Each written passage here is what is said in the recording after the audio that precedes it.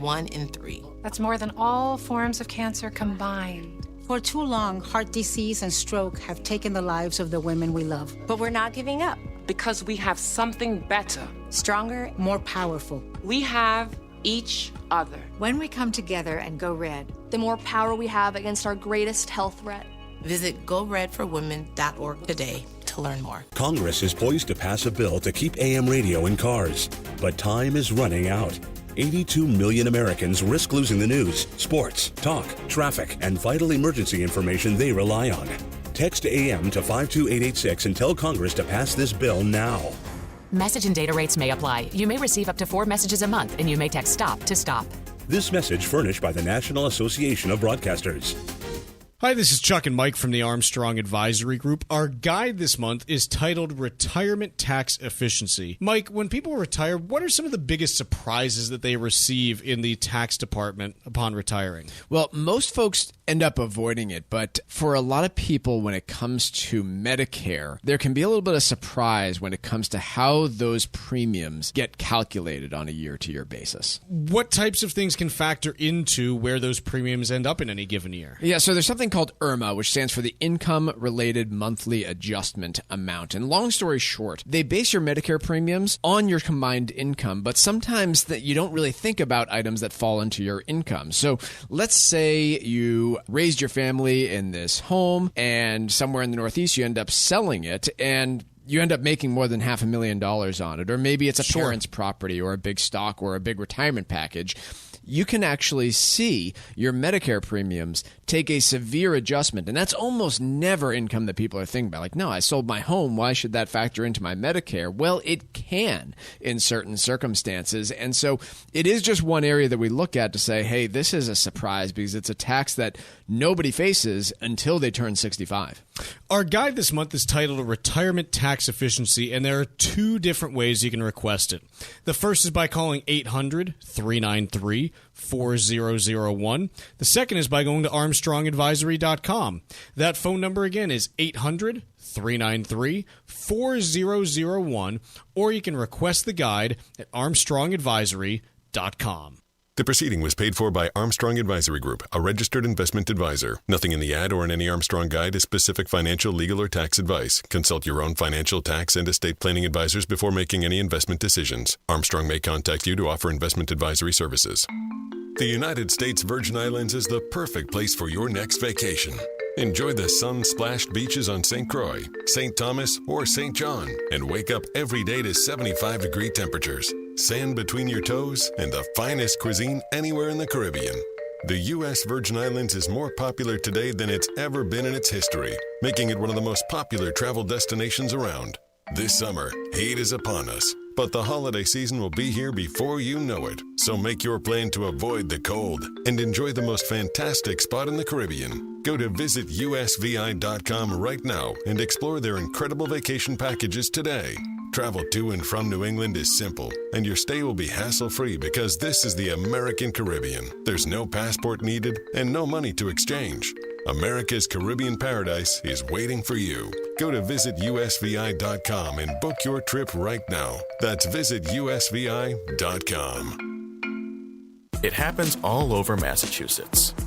Can you tie my shoes? In every home and every community. Be careful on your bike. Learning can happen anytime, anywhere. We'll see you at practice this weekend. And no matter how learning takes place in your family's life, DESE is there as your partner. The Massachusetts Department of Elementary and Secondary Education. Never stop learning. Find out more at mass.gov/back-to-school. Sponsored by the Massachusetts Department for Elementary and Secondary Education. Environmental nonprofit Ocean River Institute is working with communities to tackle climate change with nature-based solutions that feature slowing water down and building more soil with grasses and plants. Research indicates that people acting in their own neighborhoods can build an inch of soil in a year and slow sea level rise down by as much as 25%. Please visit oceanriver.org for more information on opportunities to make a difference and go the distance for savvy stewardship of a greener and bluer planet Earth.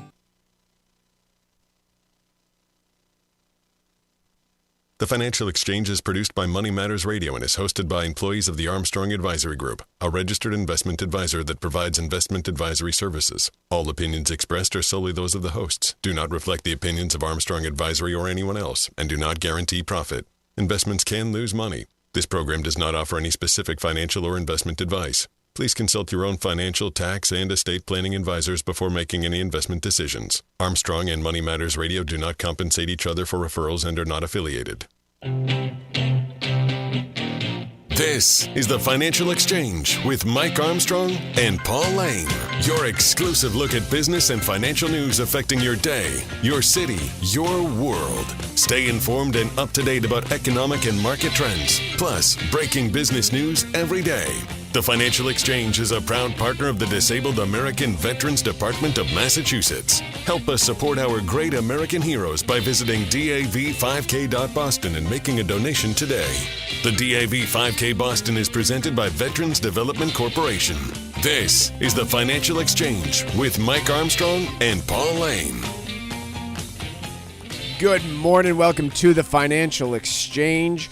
We continue down the road of earnings season here. We're starting to get some early data on the impact of what has to be one of the biggest hacks of the year, with a number of auto dealerships being impacted over the last several months and impacting sales. So we have some early retail sales data looking at those figures. But first, before anything else, I want to talk about lags. Sexy. Long pause for the lag effect. Specifically, I want to talk about the long and variable lags that the Federal Reserve talks about and their plan when it comes to interest rates. So the Fed often uses this term, long and variable lags. A former Federal Reserve president coined it, and I'm forgetting who actually coined it. But it speaks to the fact that we are seeing over the last several years, which is, historically at least, when the Federal Reserve moves interest rates in one direction or another, in many cases, it takes a long time for the economy to respond. And the last few years has been the perfect example of this. We went from effectively zero on the Fed funds rate up to where we are now, which is, where are we? 5.25%. And take a look around you. I mean, yes, inflation has come down. Housing is still more difficult to attain. But look, I mean, earnings are still growing. GDP is still growing. Incomes are still growing. And it has been a kind of long path here to get economic activity down. The Fed thinks that they're being restrictive, but we haven't seen a recession, and we haven't seen a ton of evidence of it. We started seeing the Fed raise rates back in the spring of 2022. It's now the summer of 2024. We haven't been hit by a recession. And now they're talking about a reduction in rates. Likewise, that long and variable long and variable lag, not rag. It goes both directions, right? In the fall, back in 2007, 2008, rates are basically exactly where they are now. So May of 2007, rates were sitting at 5.25%. We went into the Great Recession. They cut them down to 2% by summer of 2008. And then, by spring of 2009, they were zero. Fed funds rate was at zero, and the effective Fed funds rate was there, and rates were there. How long did it take before you started seeing improvements to consumer confidence, business confidence? It took until late 2011 for the S&P 500 to recover. And the S&P, stock market is typically more forward-looking than the average consumer. So we've talked about these long and variable lags. I guess my question is, do they always exist? And will they exist this round? Because what we're talking about now is the Federal Reserve beginning to cut rates. Mm-hmm.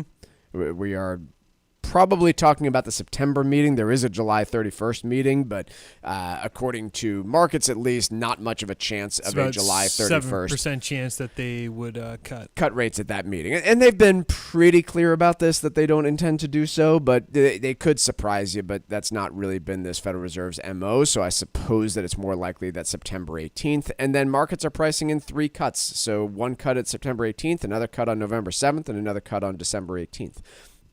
we've clearly seen that long and variable lag play out when it comes to moving rates up and trying to restrict economic activity, trying to get people to slow down their purchases and really bring inflation down, which, it has done pretty successfully so far. My question, though, is if the Federal Reserve ends up cutting in this moment, which, like I just said, things aren't perfect. People are still concerned about inflation. They're probably concerned about elections. Hell, there was an assassination attempt on Donald Trump over the weekend. They are concerned about a number of things about the future of this country and economy. But I do wonder if we're going to see that same variable lag, given how strong the economy already is, and given how much pent-up demand there would be for housing in the event of lower interest rates. So your question is, if the Fed is to make 3 cuts throughout the rest of this year, will we see inflation just shoot right back up? That's my question. I would say no. I would say that we likely wouldn't. What would be, if, let's just play this out to go devil's advocate against myself, what would housing be activity? Yeah, housing activity. I suppose, you're not going to get a flood of supply in the market. We all know that doesn't happen overnight. Nope. Yes, you could get more potential buyers if mortgage rates were to come down substantially. Let's say we have the 3 cuts. What's that? 75 basis points. We sit at, like we said, 5.25 to 5.5. To be clear, we're talking about shorter-term interest rates. They do tend to have a little bit of a trickle-down effect on the U.S. 10-year Treasury, which is really the bellwether for what mortgages are based on. Current 30-year mortgage, according to Mortgage News Daily, by the way, 6.8%. Sure.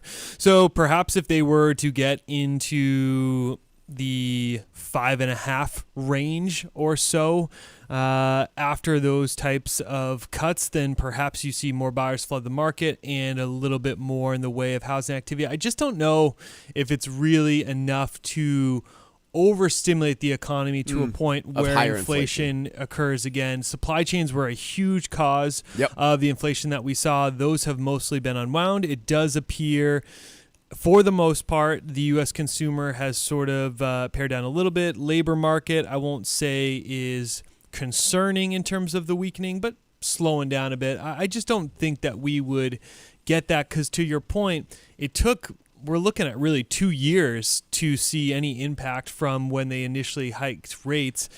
I would feel as if it would take a much longer period of time to jumpstart that activity in the other direction. Yeah, I would think so. And that was the experience in 2008. And I'm asking this question not because I have a certainty about this. I am very uncertain that if the Fed cuts rates, you will see inflation. I think it's probably not all that likely. But for the Fed to be cutting into an economy that is objectively pretty strong, is fundamentally pretty different than the economy we had in the late 2010s when the Fed did cut rates and saw no increase in inflation. You just have to scratch your head and kind of wonder just how restrictive is policy right now, and just because their policy took a long time to take effect on the way up, will it on the way down? It's not necessary for a lot of the logical reasons we talked about, right? Why did it take a long time to take effect on the way up? Well, the housing market basically got locked. Nobody was willing to move. Nobody was willing to sell a home. Nobody was willing to buy a home.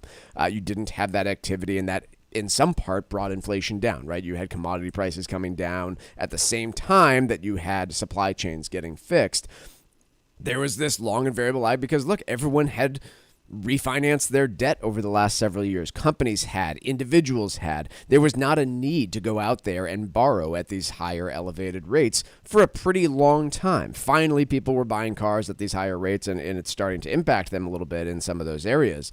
But on the way down, maybe it won't take as long. Maybe that will unlock a whole bunch of housing activity that we haven't seen. If nothing else, I think it diminishes the potential risk and depth of a recession if it doesn't result in a whole bunch of inflation.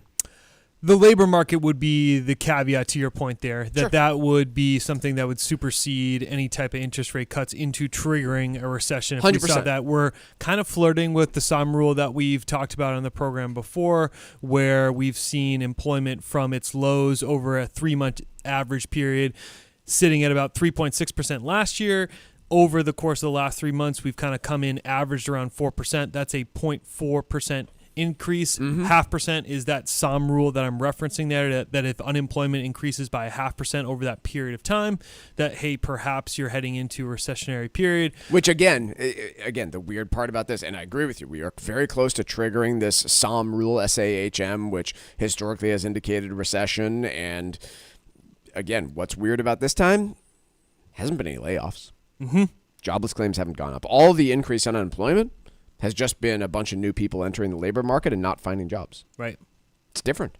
It is fundamentally different, and it's always different this time. Everybody always creates the excuse like, investment in AI is totally different from the dot-com bubble. We'll see. And me sitting here and saying, it's different this time with the recession sounds typical of something that is said right before a huge recession hits. But it is interesting to play through, and it is going to be different this time because it's always different this time. I will say that the inflation progress that we have made is much more significant than I would have told you when we sat here in June or July of 2022. I mean, you have to give credit. Now, maybe a lot of it was supply chains being unsnarled, but to get from 9% to 3% year over year inflation, and I'm not saying that is felt by all the American consumers out there. They're still beaten up over that period of time, but economically, it's impressive. Let's take a quick break. When we come back, just a little bit more talk about where the Fed is likely to go over the next few months after the progress on inflation. And then we'll also talk about retail sales. Quick look at the health of the consumer next on the Financial Exchange. Business and financial news affecting the markets and your wallet. We've got it all straight from Wall Street right here on the Financial Exchange Radio Network.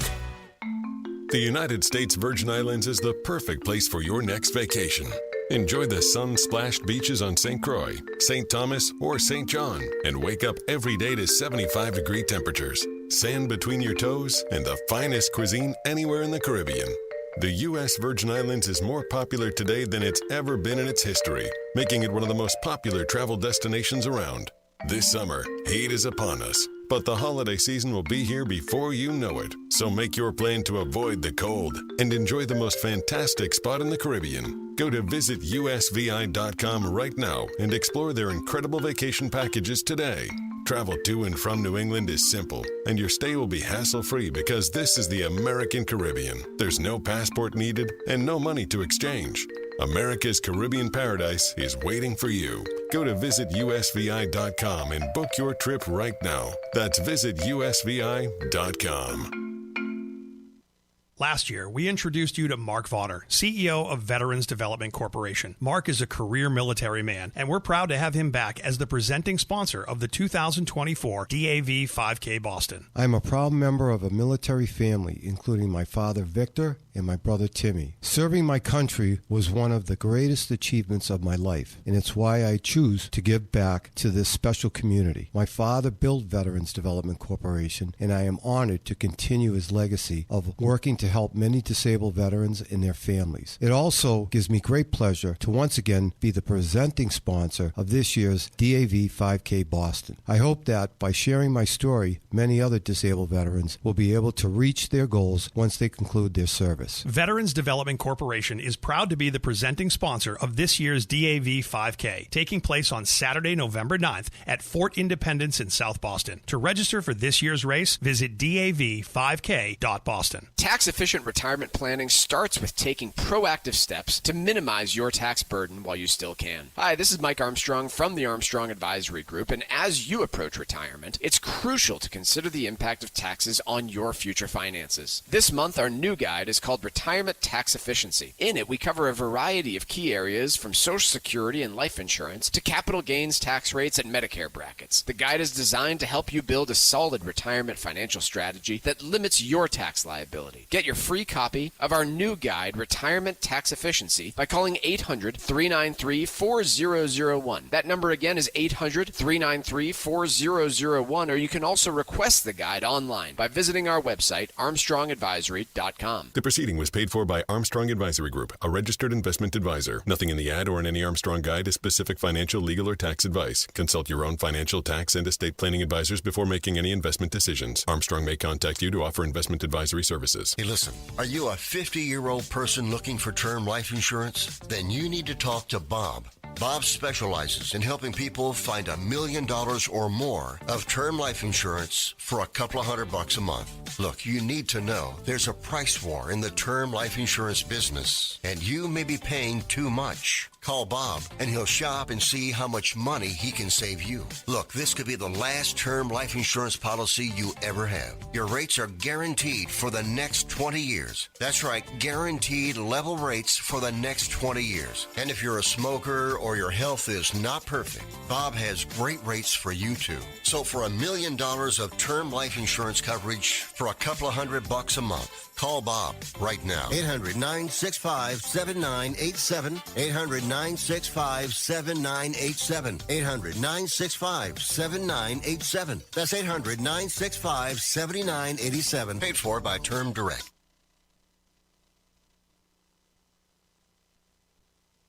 Miss any of the show? Catch up at your convenience by visiting financialexchangeshow.com and clicking the on-demand icon where you'll find all of our interviews and full shows. This is your home for the latest business and financial news in New England and around the country. This is the Financial Exchange Radio Network.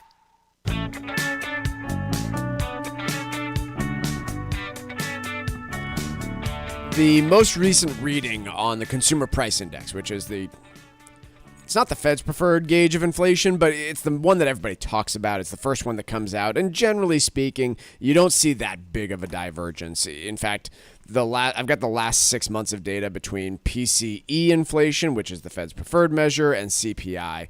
And the biggest divergence that I see is 0.1% in either direction between the two over the last 6 months. So not a significant difference. According to the most recent reading, which was June, we actually did see prices decline compared to the month of May. And compared to June of 2023, prices were 3% higher than that point in time. Granted, some of that progress was on food and energy, which the Fed typically strips out because they're pretty volatile. So 3.3% if you strip those items out. Powell's now on record saying we will not wait for inflation to get down to 2% before we start cutting rates. The question is, what exactly does that mean? Because he has declined to say precisely when they would start cutting rates, but has made it clear that, hey, we're not waiting for 2% so long as progress is being made. And I think the last 2 months give evidence that progress is being made here when you combine it with, you do have to kind of close your eyes and not look at the first 3 months of the year. But so long as you're willing to do that and take it in combination with the last 6 months of 2023, it paints a pretty consistent picture of inflation that has been coming down and normalizing. You have. And really, I was blown away, Mike. I was on vacation last week and looking at the CME futures, how quickly they changed just over the course of a week, and largely it was on the backs of that inflation report that we got there, where the CME futures are basically a tool that you can look at to determine what markets are saying about where interest rates go. Yeah, they're basically what we use to kind of give a sense for whether they're going to cut, the scale of it at future meetings. And after this inflation report, those 3 cuts being priced in, I was really pessimistic that you'd get more than 1 cut throughout the end of this year. And now here we're sitting talking about 2 or 3, but it was really because of the inflation report that we saw last week. And in terms of what the Fed is likely looking for, there is going to be a pretty significant layoff between this upcoming meeting on the 31st and September 18th. The subsequent meeting after that, they won't meet in the month of August, is likely the labor market. I would imagine, Mike, is probably the major sort of economic data piece to study. They're always going to be looking at other factors, but you really are going to have to gauge where the labor market stands over the next couple months. The other piece of this that we've talked about is the politics of the whole situation. And the Fed is very, very intentional about really trying not to put their thumb on the scale of politics. But the fact of the matter is we are closing in on election season here. And I've thought about this a lot, and Chuck made the point, if the data is lining up for a rate cut and they have to do it in September, do they just not do it? And the Fed is in this position of damned if you do, damned if you don't. They are going to take flack from both parties no matter what they do. And let's line that up and say, by September, let's say that the data on inflation is really clear, that it's continuing the trend, and objectively we look at it and say, like, the Fed should be cutting rates here. If they do, the Trump campaign is going to come out and just completely demolish them and say, I'm removing this guy. All he wants to do is get Biden reelected, and just completely, in my opinion, will just completely blame the Fed for all sorts of stuff. Likewise, should that data come in and be really clearly in favor of a cut and they don't do it, then the Biden campaign is going to come out and say this is garbage. They're playing politics. They don't want to move rates ahead of the election. It's clear that they should be lower. They are going to catch it from either side here. The only way that I think you kind of avoid some of that criticism if you actually move 14 days from now at the July 31st meeting, because then at least you've moved so much earlier than the election that you can just make the claim, look, we're continuing with the policy that we've already set aside, and we started this way before, true election season. But I again, they seem hesitant to do that. And is the September 18th one really too intertwined with the election cycle? I know the proximity to when the election is, but to me, I thought that one was kind of fair game, but the November 7th one was definitely a no-go. I mean, that's after all the votes have been cast, right? Right. Who cares? I don't know. I don't know that the Fed... That's true. I think the Fed, probably behind closed doors, is thinking through these things, but the more that I've thought about it, I don't think they can pay any attention to it whatsoever, because you're damned if you do and damned if you don't. No, it's interesting. I've sort of rethought the position that we had taken sort of earlier this year that, hey, the Fed is, when we were projecting out future cuts, the Fed is not going to touch in around this fall area. But here we sit kind of on the precipice of the fall, and all the economic data points that we've received here, I sit here and say, gee, maybe one cut makes sense over the course of the next two meetings. And I'm just sort of ignoring the political stuff, because that's what the Fed should be focused on, is none of the political stuff. What are we seeing on the economic data side? That's really should be the main focus there. So just so you know, that's where things are headed right now. Bets are being lined up to say 3 rate cuts by that December meeting. We will see if they take place, if they start at the July 31st meeting, and what the overall impact is. Retail sales came in this morning. We got data on all sorts of different sales. Big story here, again, was that motor vehicles, which always make up a huge portion of the numbers, took a big hit due to that hack, and basically locking out a bunch of the dealers out of their own systems to be able to book appointments, to be able to make sales. It was a complete and utter mess. If you exclude those motor vehicles, not adjusting for inflation, retail sales actually rose by 0.4% last month. Increase, that's following an upwardly revised 0.1% advance in May. Total retail sales were unchanged, but again, that was mainly because of a 2% slide in receipts of auto dealers. The comment that I saw was that this is mostly only deferring sales as opposed to costing them permanent business. I'm kind of calling BS on that one. I think that if you were in the market for a car and you couldn't get it from one dealer, you probably went to another one and tried to make it happen, or bought somewhere else in the used market. So we will see if they actually make these sales up, or if it's the start of a slower trend in auto sales. Quick break. When we come back, Wall Street Watch is next.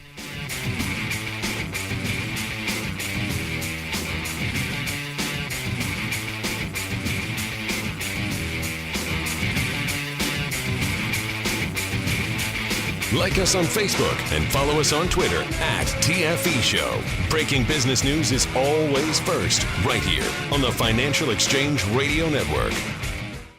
Are you looking to volunteer for an amazing nonprofit organization that helps our veterans? The DAV Department of Massachusetts Transportation Network needs volunteers right now. This network provides free transportation to and from any VA medical appointment for veterans of all eras. To become a volunteer driver, you do not need to be a veteran or a DAV member. You just need to have the willingness to help our veterans and have a valid driver's license. Sign up now at davma.org. That's davma.org.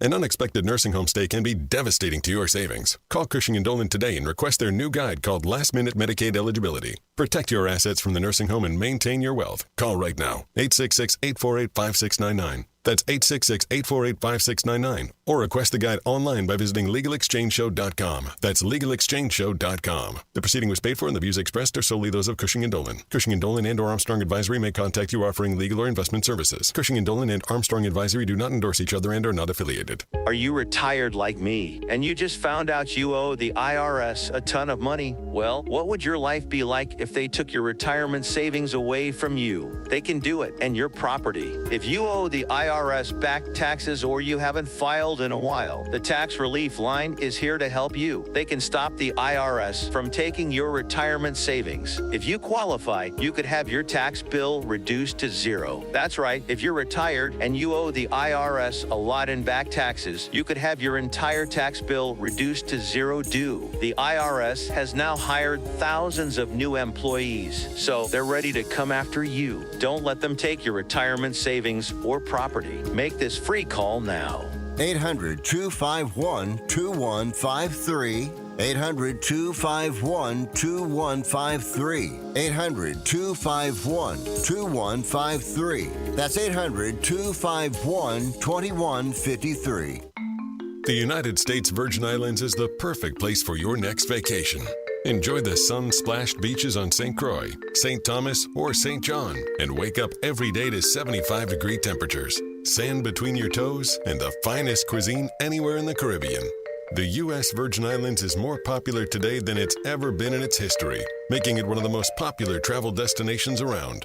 This summer, heat is upon us, but the holiday season will be here before you know it. So make your plan to avoid the cold and enjoy the most fantastic spot in the Caribbean. Go to visitusvi.com right now and explore their incredible vacation packages today. Travel to and from New England is simple, and your stay will be hassle-free because this is the American Caribbean. There's no passport needed and no money to exchange. America's Caribbean paradise is waiting for you. Go to visitusvi.com and book your trip right now. That's visitusvi.com. This is Tucker Silva of the Financial Exchange Show, and I'm joined today by estate planning attorney Todd Lutzke from the law firm of Cushing & Dolan with your Financial Exchange quick tip of the day. And today we're talking about techniques that can help protect your assets from long-term care expenses last minute. Todd, what happens to your home when a spouse enters a nursing home and no planning has been done? And is it different for single individuals? Yeah, so very good question, and the answer is yes, it is different. So let's talk about the spouse first. When you're married, if you have a spouse living in the home, regardless of the value of the home, as long as it's located in Massachusetts, it's non-countable. And it's non-lienable. So it's really, truly protected. Now, don't leave it that way. Make sure you put it 100% in the name of the healthy spouse after that happens. However, for a single individual, it's a little different. As long as the value doesn't exceed $1,071,000, there's a number that changes every year. It goes up. Then it would be countable if it's worth more than that. If it's worth less than that, and you check a box that you intend to return home, it's non-countable, but it's lienable. But so what? Getting on the Medicaid at the Medicaid rate is better than paying privately. Todd Lutzke and the estate planning experts at Cushing & Dolan have written a brand new guide that details last-minute Medicaid eligibility. You can request this brand new guide by calling 866-848-5699. That's 866-848-5699, or you can simply request the guide from their website, LegalExchangeShow.com. The proceeding was paid for and the views expressed are solely those of Cushing & Dolan. Cushing & Dolan and or Armstrong Advisory may contact you offering legal or investment services. Cushing and Armstrong do not endorse each other and are not affiliated. Time now for Wall Street Watch, a complete look at what's moving markets so far today, right here on the Financial Exchange Radio Network. Following yesterday's winning session where the Dow recorded an all-time high, markets today are in mixed territory as Wall Street digests earnings from Bank of America, Morgan Stanley, and United Health, in addition to the stronger-than-expected June retail sales report.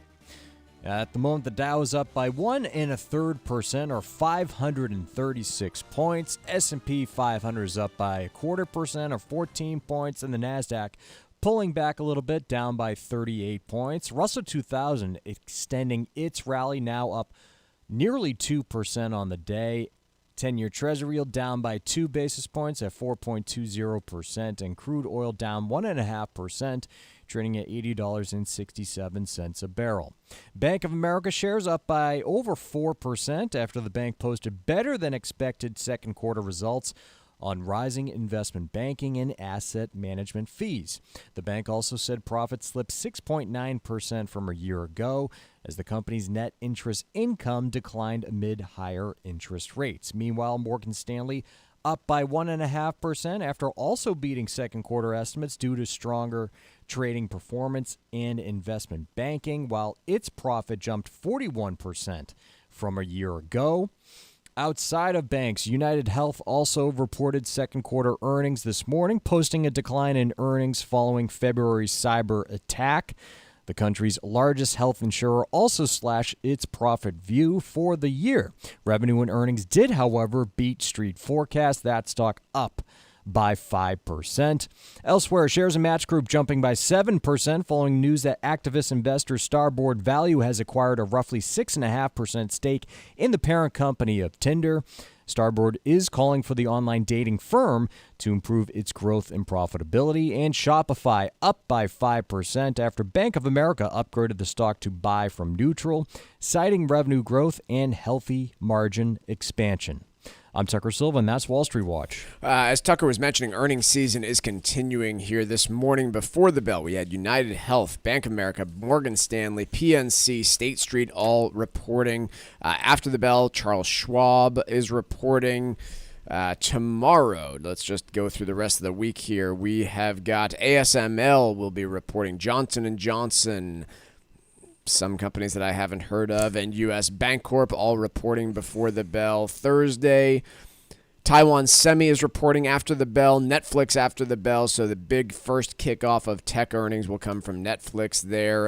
Novartis and Abbott Labs before the bell. Friday is usually typically light, but actually we do have American Express and Schlumberger reporting on Friday, both before the bell. So Bank of America here, Morgan Stanley, I think similar stories, not much in the way of surprises here. Where they're being helped is on the on the Wall Street side of things. So continuing to see some improvement there when it comes to IPOs, their investment banking side of the business. You remember that Bank of America, whenever you walk into one of those branches, you'll see the Merrill Lynch investment advisor there. They are having success there with markets reaching all-time highs, trading revenue also doing well at both Morgan Stanley and Bank of America. Bank of America in particular up 4.5% this morning. We saw similar stories from the likes of JP Morgan, even Wells Fargo to an extent. Although Wells Fargo is a little bit more focused on the cost-cutting story side of things there. The declines that they're seeing are really in some of the interest revenue. So the net interest margin that they are getting at the early stages of interest rates going up, they were collecting a whole lot of money there as depositors didn't really move around their cash.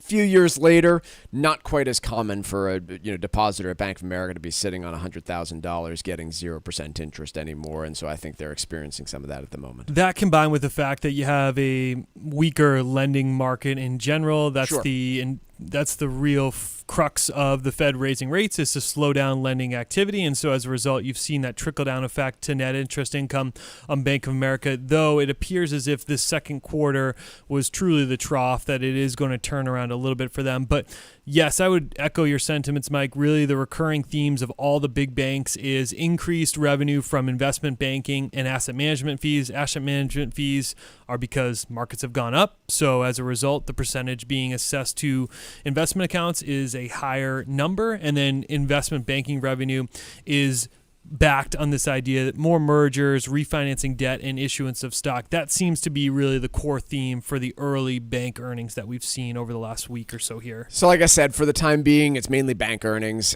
As I've said before, very few people have any sort of edge when it comes to what Goldman Sachs or JP Morgan are going to report in terms of earnings. Their earnings themselves are done in such a different way from an accounting basis from any other type of company out there in terms of how they book losses and things along those lines. That usually when you're looking at these things, you're just kind of looking for indications of how the overall economy is doing, how Wall Street's doing is a pretty good indication from banks themselves. But hint, hint, you probably could have known ahead of time that Bank of America was going to report some pretty big revenue gains on their investment management business. Yes.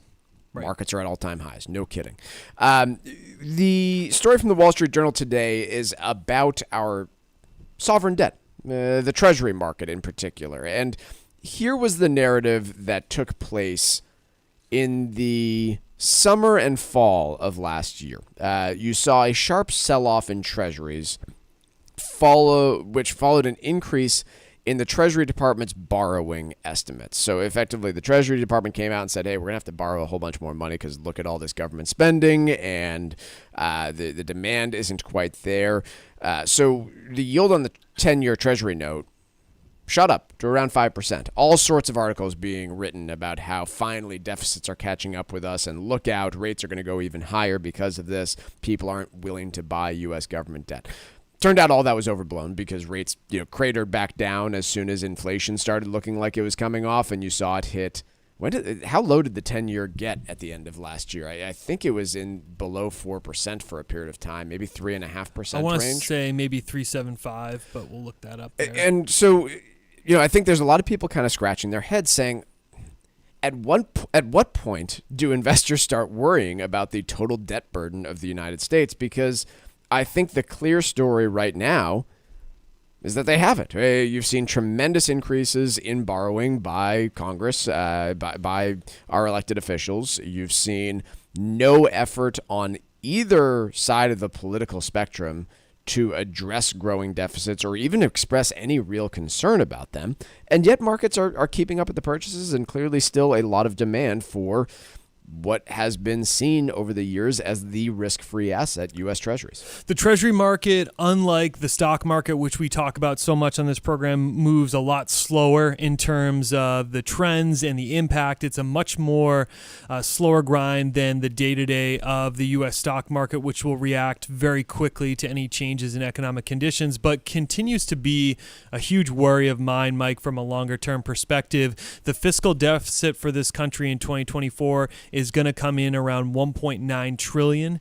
That's over the course of the last year. That was higher than the estimates of $1.5 trillion previously projected. And to your point, there's no signs of this number coming down at all. And in fact, you have perhaps if a Republican president is to get into office and the Tax and Jobs Cut Act is to be further extended, that's only going to add to the deficit. And to be clear, I believe that President Biden wanted to keep some of those tax cuts in place too. So both sides of the aisle not showcasing any type of fiscal discipline, and that really concerns me from a longer-term perspective. The Treasury market now, there is appetite for it. It's amazing just how much of a behemoth the U.S. Treasury market is in relative to other international countries out there. And here's part of the reason. To address the size of this thing, there are plenty of countries that issue debt that are looked at very creditworthy. Germany is one of them. Yep. Where they have never defaulted, they probably won't ever default, and also looked at a risk-free asset. But the volume of outstanding treasuries makes it so that if you are a massive institutional investor, you have no concerns about liquidity. Some $190 trillion of U.S. treasuries were bought and sold in 2023. It's more than 7 times the size of the overall market for treasuries. They change hands so frequently that whether you are just a small investor individual looking to, buy a low risk asset that you won't have to pay state income taxes on, or whether you are the endowment of MIT, you can step into this market and never be worried about liquidity. But to your point, the question is, does the liquidity piece, well, it probably won't change anytime in the future, right, but at some points down the road, do buyers start questioning? Does the appetite change? Yeah. Are they good to pay it back, or are we as a country good to pay it back? That's a longer term concern that you have. Let's take a quick break. When we come back, can you save too much money for retirement? We'll answer that question next on the Financial Exchange. This is your home for the most comprehensive coverage of the economy and the trends on Wall Street. This is the Financial Exchange Radio Network. Changes to Medicaid occur almost every year, and if you're not informed, your assets could be at risk, especially if you or your spouse need nursing home care. Cushing & Dolan are experts in elder law, and their new guide is called Last Minute Medicaid Eligibility. It'll help you understand the Medicaid process, which is critically important if you're retired or getting close to retiring. The guide has important information regarding numerous strategies that can protect your assets from the nursing home. It could be your primary home, a vacation home, or any rental property you may own. You've worked hard to achieve wealth, so don't take chances when it comes to protecting it. Get your copy of Cushing & Dolan's brand new guide called Last Minute Medicaid Eligibility. Call right now, 866-848-5699. That's 866-848-5699. Or you can request it online by visiting LegalExchangeShow.com. That's LegalExchangeShow.com. The proceeding was paid for and the views expressed are solely those of Cushing & Dolan. Cushing & Dolan and or Armstrong Advisory may contact you offering legal or investment services. Cushing & Dolan and Armstrong Advisory do not endorse each other and are not affiliated.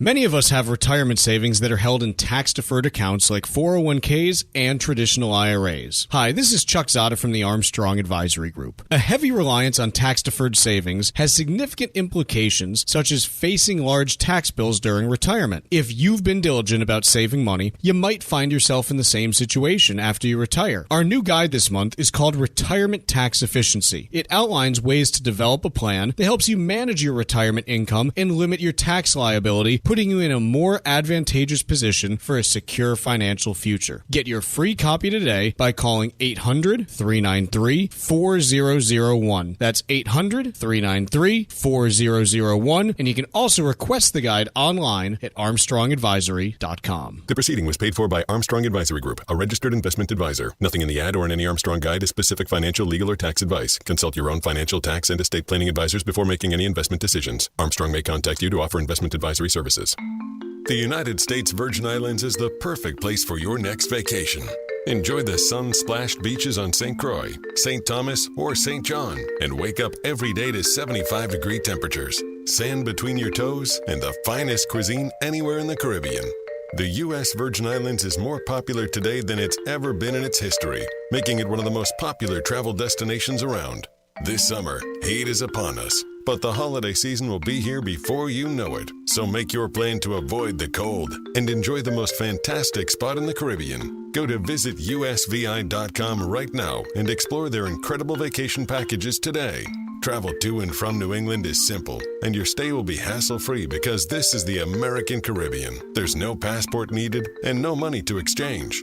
America's Caribbean paradise is waiting for you. Go to visitusvi.com and book your trip right now. That's visitusvi.com. For 40 years, Cancer Support Community has been a relentless ally for anyone impacted by cancer, with free services provided online and in person, with their newest location in Massachusetts. Connect with Cancer Support Community Massachusetts for free emotional support, educational resources, patient navigation, financial counseling, and more. 617-797-3391. CancerSupportMass.org. CancerSupportMass.org. Congress is poised to pass a bill to keep AM radio in cars, but time is running out. 82 million Americans risk losing the news, sports, talk, traffic, and vital emergency information they rely on. Text AM to 52886 and tell Congress to pass this bill now. Message and data rates may apply. You may receive up to 4 messages a month, and you may text STOP to stop. This message furnished by the National Association of Broadcasters.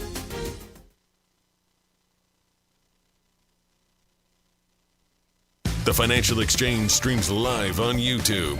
Like our page and stay up to date on breaking business news all morning long. This is the Financial Exchange Radio Network.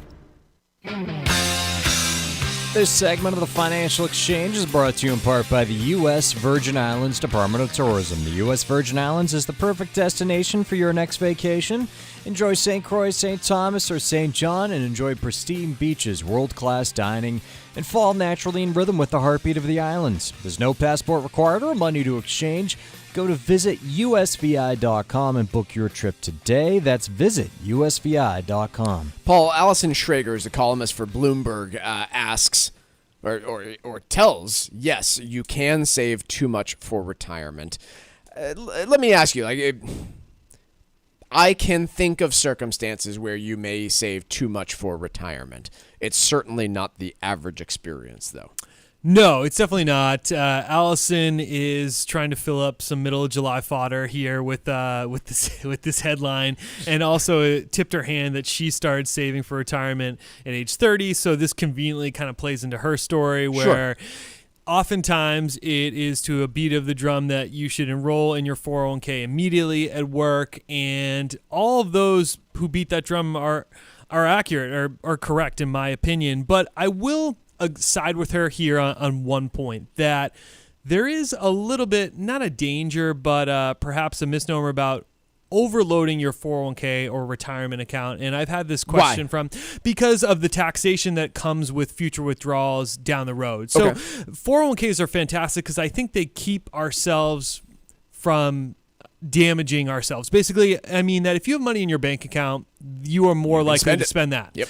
The 401k creates this barrier that you are very reticent to ever go and withdraw from it. And that is the beneficial part of the structure, is that I feel as if it takes a significant amount of discipline to have just a regular investment account and say you're never going to tap it. So I think that's the positive thing about 401ks. The slightly detrimental thing is you load up all this money in your 401k, and when you go to retirement and you go to take out the money, you do have to pay taxes on it. I do think it's appropriate to have a balance where you have 401k savings. I'm not saying that those are insignificant. They're very important for retirement, but I will agree with her that saving in other capacities, there's nothing wrong with putting a little bit more focus on that, and perhaps not ignoring the 401k, but perhaps lessening the max out strategy there. The other one that I've seen, which, she points out as a big one, like, hey, don't fund your 401k and then need to take a payday loan or borrow on a credit card in order to meet your ordinary living expenses. Right. Like, doesn't come up frequently, but if you need to hear that information, then hear it. Like, your employer match still probably isn't worth a payday loan in order to make that work. But I think the bigger picture that she avoids with that conversation is, if you contributing to your 401k forces you into a position of taking a payday loan, then you are living beyond your means. Right. Very true. Like, either there is an income situation or an expense situation that needs to be remedied in that circumstance. If you are having to take out a payday loan because your 401k contributions are knocking you into negative territory on your bank account, like, bigger problem at work here. And so I think that needs to be identified as well. The other one that you bring up, like, that's an important one. Yeah, if you put too much money into your 401k, while rare, I have seen circumstances where people end up paying higher tax rates in retirement than they did while they were working. Mm-hmm. And then the bigger piece that I think is a fair one, if you're making your life miserable because your only goal is to save for retirement, then what's the point of it all? Yeah. And that's a fair point. And that's the one that I struggle with, because, you do see that, like, oh, I'm living on cat food in order to put this money into my 401k. And I'm looking at you like, oh, great, so I can spend it all in my 70s and 80s when I don't want to do anything? Right. There is a balance to all of this. The struggle is, it's really tough to know where that balance is. It's really tough when you're 45 years old to understand how much money you're going to need 20 years from now when you stop working. It's really difficult even 5 years from now to understand, hey, how much do I need to save for my retirement, and what should I be making in terms of contributions?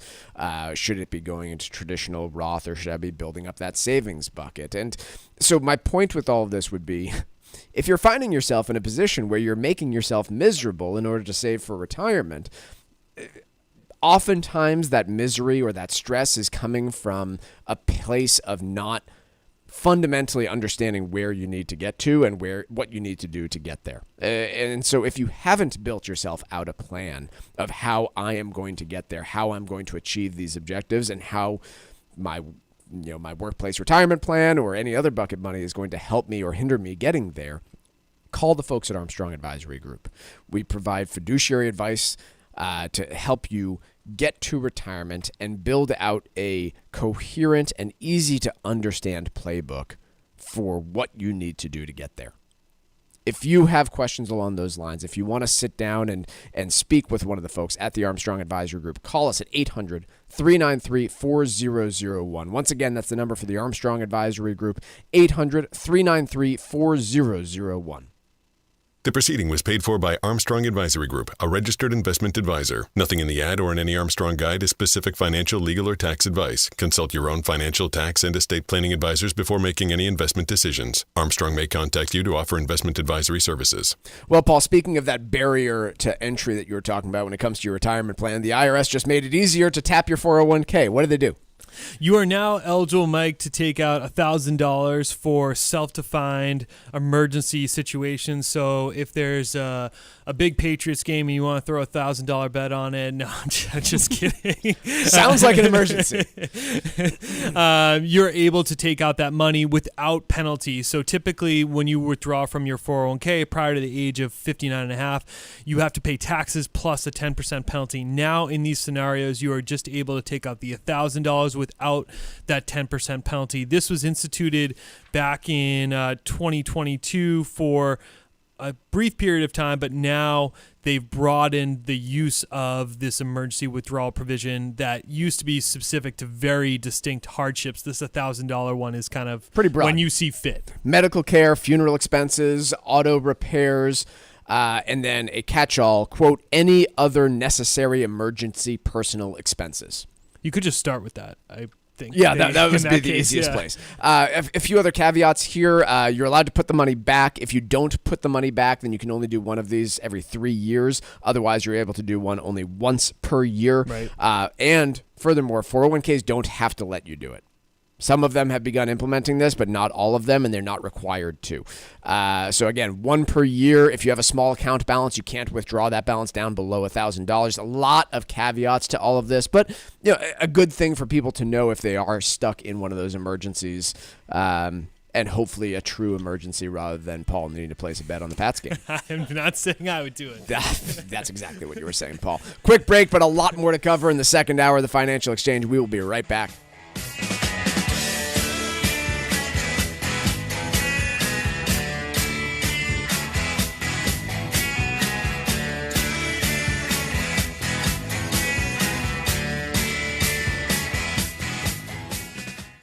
Building a solid financial strategy is a core element to enjoying your retirement years. That's why you need advice that you can count on. At the Armstrong Advisory Group, we understand the challenges of positioning your assets to help you maintain your wealth over time. Our goal is to offer advice that is both suitable and in your best interest. When you hire one of us, you hire all of us so you can be comfortable knowing that every advisor in our firm is dedicated to helping you create a realistic plan for your later years. Visit us today at armstrongadvisory.com and sign up for a free, no-obligation planning session. Click the Get Started button at the top right corner of the homepage, and you can select the day and time that works best for you. Go to armstrongadvisory.com and let us help you secure your financial future. That's armstrongadvisory.com. The proceeding was paid for by Armstrong Advisory Group, a registered investment advisor. Nothing in the ad or in any Armstrong guide is specific financial, legal, or tax advice. Consult your own financial, tax, and estate planning advisors before making any investment decisions. Armstrong may contact you to offer investment advisory services.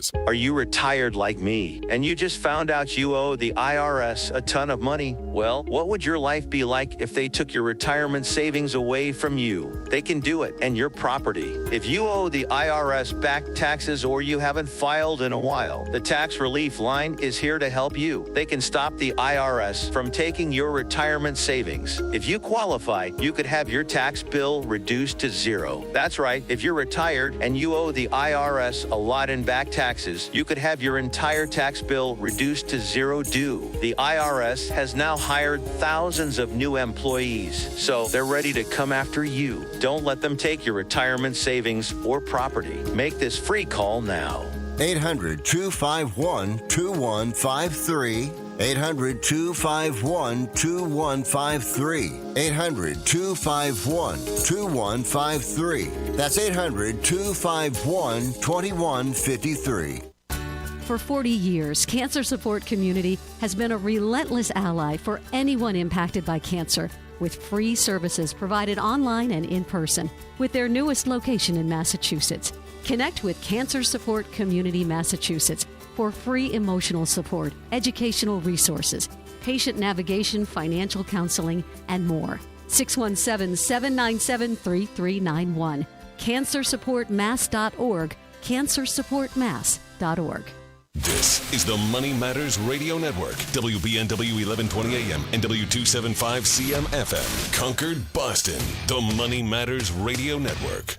Sometimes we know what's next. Other times, it's impossible to know. Life can change in an instant. Don't be caught standing by the next time someone's heart stops. Knowing CPR gives you the ability to act and takes you from bystander to lifesaver.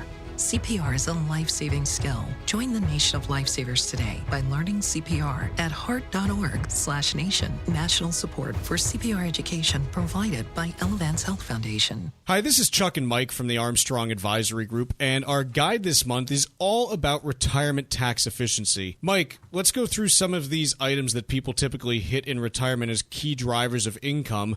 Let's start with Social Security and its taxation. Yeah, so for only about 40% of American households is Social Security actually taxable, but it's a pretty low threshold where it does become taxable. There's a combined income calculation they put through, and up to 85% of your Social Security benefits can be taxed depending on your income. Other places that retirees typically generate income: interest from bank accounts and CDs and things along those lines. How is that typically taxed? Any changes for retirees? Yeah, so no real change other than all of your other income is going to adjust, and so the rate at which you pay might change, but you're going to be taxed federally as well as by your state if it has an interest or income tax on the interest generated from something like a CD. Whereas if you're generating it from some other tool, such as a U.S. Treasury bond, that interest is not taxable, at least at the state level. What about when we look at IRAs and Roth IRAs? People have been contributing, but now they're finally withdrawing once they retire. Once again, in most states, federal and state taxes, if your state has an income tax. The one nice thing there is you're not facing the FICA taxes that you paid while you were working, but everything else is coming out of those IRAs. And Roth IRAs should be tax-free after the money's been in for 5 years. The guide this month is titled Retirement Tax Efficiency.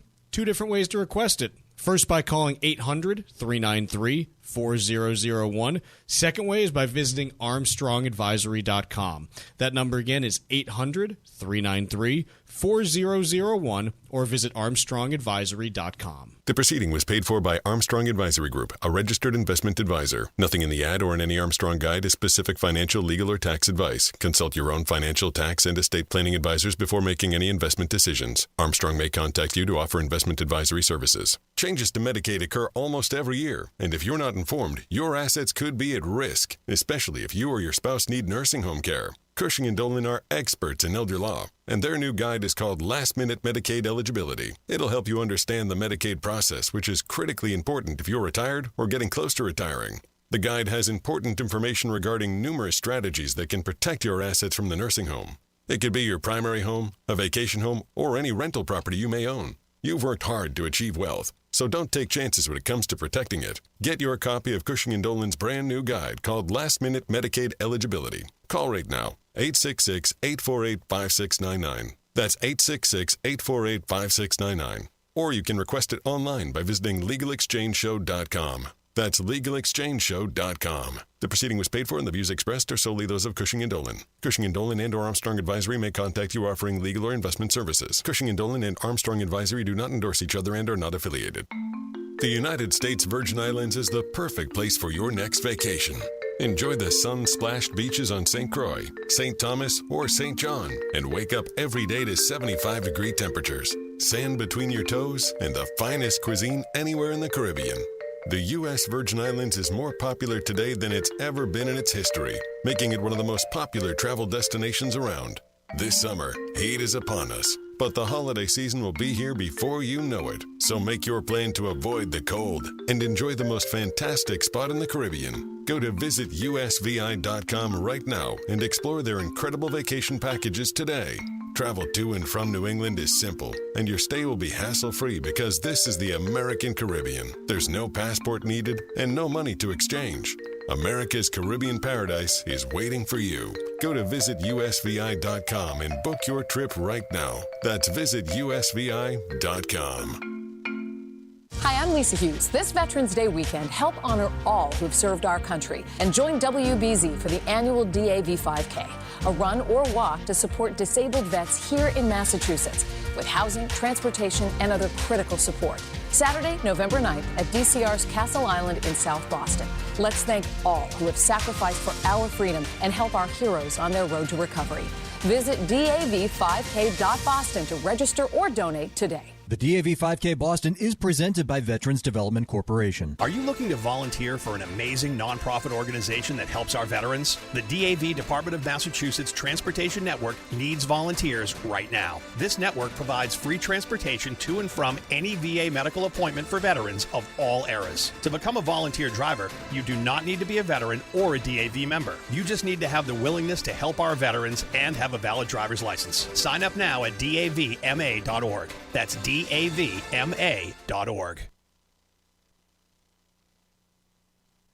The Financial Exchange is produced by Money Matters Radio and is hosted by employees of the Armstrong Advisory Group, a registered investment advisor that provides investment advisory services. All opinions expressed are solely those of the hosts, do not reflect the opinions of Armstrong Advisory or anyone else, and do not guarantee profit. Investments can lose money. This program does not offer any specific financial or investment advice. Please consult your own financial, tax, and estate planning advisors before making any investment decisions. Armstrong and Money Matters Radio do not compensate each other for referrals and are not affiliated. This is the Financial Exchange with Mike Armstrong and Paul Lane. Your exclusive look at business and financial news affecting your day, your city, your world. Stay informed and up to date about economic and market trends, plus breaking business news every day. The Financial Exchange is a proud partner of the Disabled American Veterans Department of Massachusetts. Help us support our great American heroes by visiting DAV5K.Boston and making a donation today. The DAV 5K Boston is presented by Veterans Development Corporation. This is the Financial Exchange with Mike Armstrong and Paul Lane.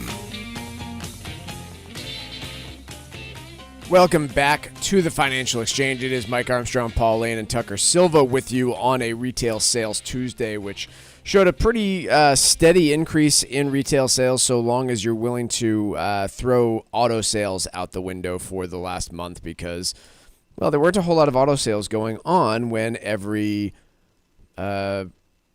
auto dealer was locked out of their computer systems. This was one of the biggest hacks of this year, and a number of those dealerships are back up and running at this stage, but they were literally running around with pen and paper and booking appointments and booking sales in that fashion manually rather than using their traditional systems, which apparently led to a dramatic decrease in sales. We'll see if that bounces back over the rest of this summer. But staying in the auto insurance market the auto market for a moment here. Auto insurance, along with homeowners insurance, has been one of the areas that people have been expressing severe stress over. And if you go talk to anybody that works in the auto insurance market or just the general property casualty market, they will tell you that we have seen substantial increases across the board. In terms of the auto insurance market, it's for some very specific causes. One, we've all started driving again after pretty much not doing so for a few years during COVID. And then two would be the substantial increases in repair costs to these vehicles. And that's occurring for a couple of different reasons, but one would just be, labor costs and everything else have gone up to repair vehicles. But the bigger piece, I think, is all the electronics that are built into these cars these days just make them a lot easier to ruin and a lot more expensive to repair once you do.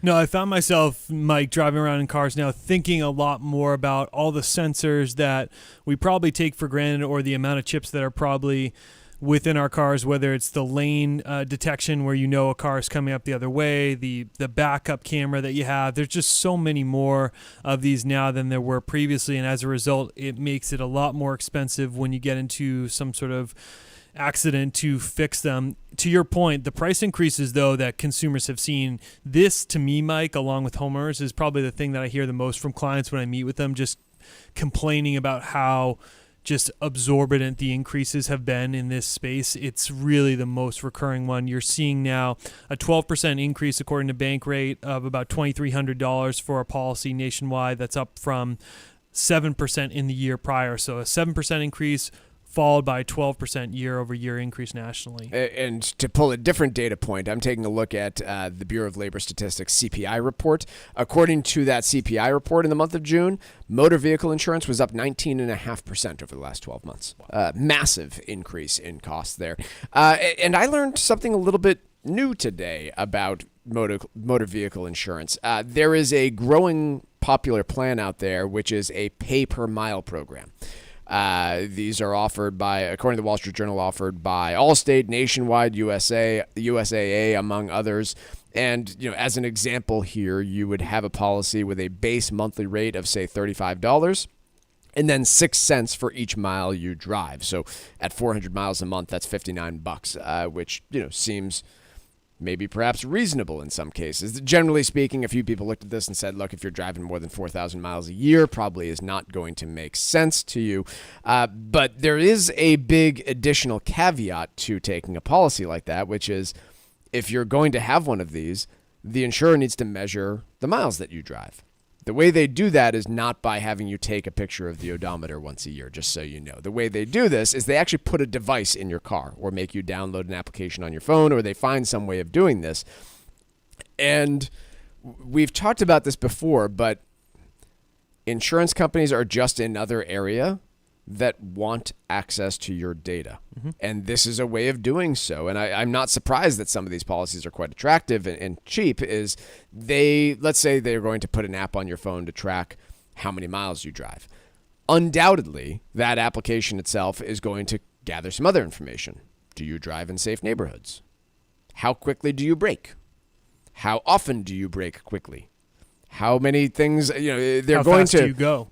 How fast do you go? All these things that may increase the likelihood of a loss, right? You're parking it in East Boston every week for 15 hours. Yeah, okay, that might make you a little bit more likely to have a break-in, even though you live in, in Woburn, where it's unlikely. All this stuff, you just... When you're looking at these new technological advancements, they can be really attractive. And again, for me personally, if I had the opportunity to bring my auto insurance rates down by 30%, let's say, by giving up a bunch of my data, that'd be a real interesting trade-off. But understand the trade-off you are making. It's the same one you are making when you log into Facebook, which is, yeah, it's free, but they're going to sell me I am the product. And in this case, you are making that trade-off and becoming the product if you are willing to do this. 4,000 miles a year is yeah, I know you're passing that one. Yeah. But I mean, think about perhaps your wife, who, sorry to get personal here, but your wife's staying at home with the kids, probably does not drive as much as you do, commuting back and forth to the office. Could make sense on a plan like hers. Think about your parents or grandparents that might not be working anymore, right? My grandfather, other than the annual trip up to Saskatchewan, does not put a lot of miles on his car while living in his retirement community in Arizona. Right. I'd be willing to bet he might be interested in something like this. Sure. So, yeah, I wasn't aware of those types of plans before, but then digging into the details, I'm like, oh, yeah, of course that exists, and of course they're willing to do this sort of thing. They're going to get a whole bunch of information on you, and what a great way for the insurer to build a better profile of what type of driver you are and better price you. But again, what I would be aware of is I would be willing to bet that they're willing to sell that data to all sorts of other companies, such as their competitors in the insurance market, that would also price you out of that market if you're a crappy driver, I guess would be my takeaway there. According to Bloomberg, if the U.S. were to implement tariffs at 60% on all Chinese goods, it would halve China's growth rate and make every American completely miserable. That's my addition there. This was the frustration with this piece, Mike, in Bloomberg, is not examining the other side of the coin here and the impact to U.S. consumers, because we can dispute, China and their economic philosophy and how they kind of are exporting away deflation in other parts of the industry like the EVs. But bottom line is this would harm the U.S. significantly as well. And I wish Bloomberg try to tackle that side of things, because like it or not, the cheap goods that you have access to, whether you want to use a TV or other electronics as an example, your iPhone, or other goods like an iPhone, everything that ships to you on Amazon.com, we benefit greatly from Chinese exports. So throwing a 60% tariff, while it will certainly beat up China, it's going to beat up the U.S. as well. And I wish they would have examined that impact here, because it would be equally as detrimental. And that's I'm not why saying we shouldn't make that trade-off, by the way. Like, maybe we should, but let's have an understanding. No, I mean, I don't, but like, let's have an understanding of the actual trade-off here, rather than just, oh, tariffs are going to pay for any of my tax cuts. Like, no, what that's going to mean is that everything that I buy from Walmart, other than the asparagus, is going to be 60% more expensive. Right. Anything that I buy from Amazon, even like things that are traditionally manufactured in the United States, like we all think of cars, right? Like most of those parts assembled in the United States or Mexico or Canada, not going to, well, all the parts come from China. Just because it's assembled and manufactured here doesn't mean that the pieces are actually being manufactured here in the United States. The steel that goes into it, there's probably not much steel in a car these days. So all the plastics that go into it, even heavily U.S.-made products. Food. How much feed comes from China? How much other inputs into that process come from China? Again, interesting to play out the scenario of what would 60% tariffs look like for the Chinese economy, but make no mistake, the United States would also be severely hurt, at least temporarily, by something along those lines. And that's assuming China doesn't retaliate in any way. Quick break. Trivia is next on the Financial Exchange.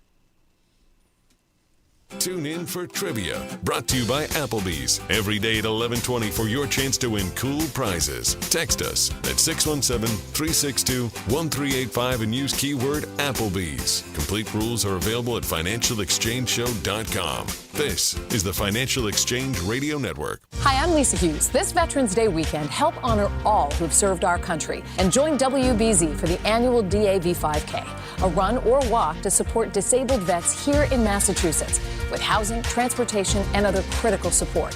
Saturday, November 9th at DCR's Castle Island in South Boston. Let's thank all who have sacrificed for our freedom and help our heroes on their road to recovery.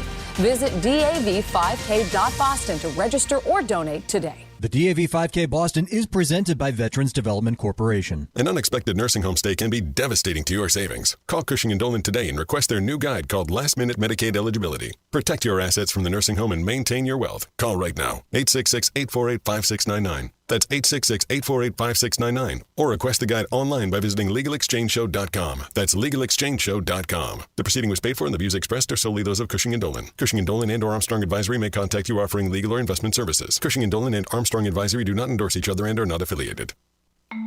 The United States Virgin Islands is the perfect place for your next vacation. Enjoy the sun-splashed beaches on St. Croix, St. Thomas, or St. John, and wake up every day to 75-degree temperatures, sand between your toes, and the finest cuisine anywhere in the Caribbean.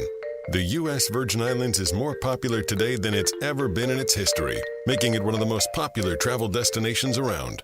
This summer, heat is upon us, but the holiday season will be here before you know it. So make your plan to avoid the cold and enjoy the most fantastic spot in the Caribbean. Go to visitusvi.com right now and explore their incredible vacation packages today.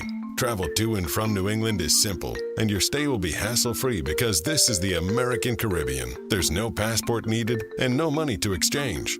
America's Caribbean paradise is waiting for you. Go to visitusvi.com and book your trip right now. That's visitusvi.com. It happens all over Massachusetts.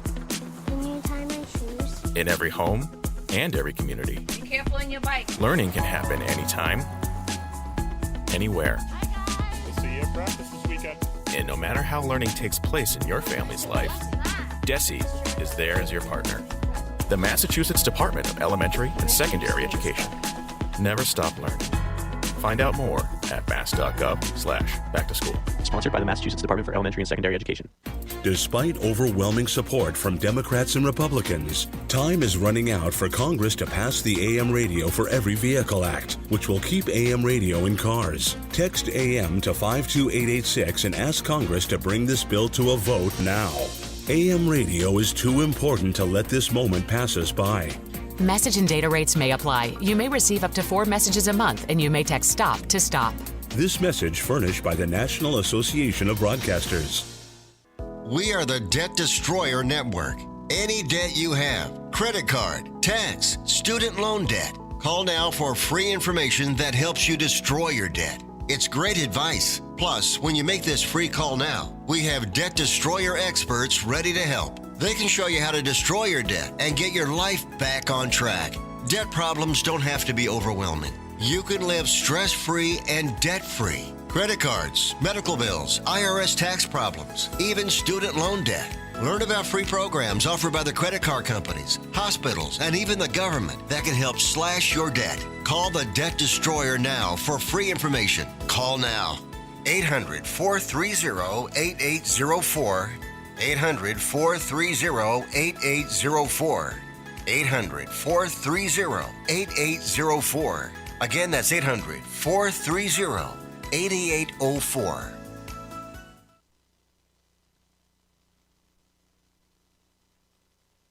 Text us 617-362-1385 with your comments and questions about today's show, and let us know what you think about the stories we're covering. This is the Financial Exchange Radio Network.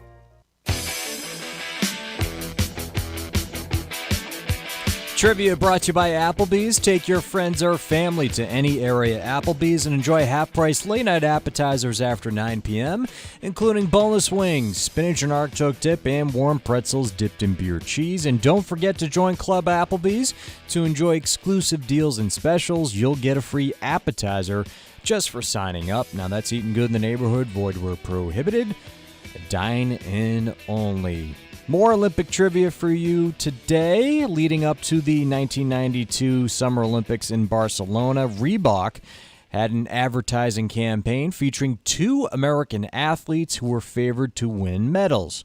The series of commercials became famous around the country, particularly once one of the 2 failed to qualify for the Olympics. Trivia question today: who were the athletes in the 1992 Reebok campaign? Once again, who are the athletes in the 1992 Reebok campaign?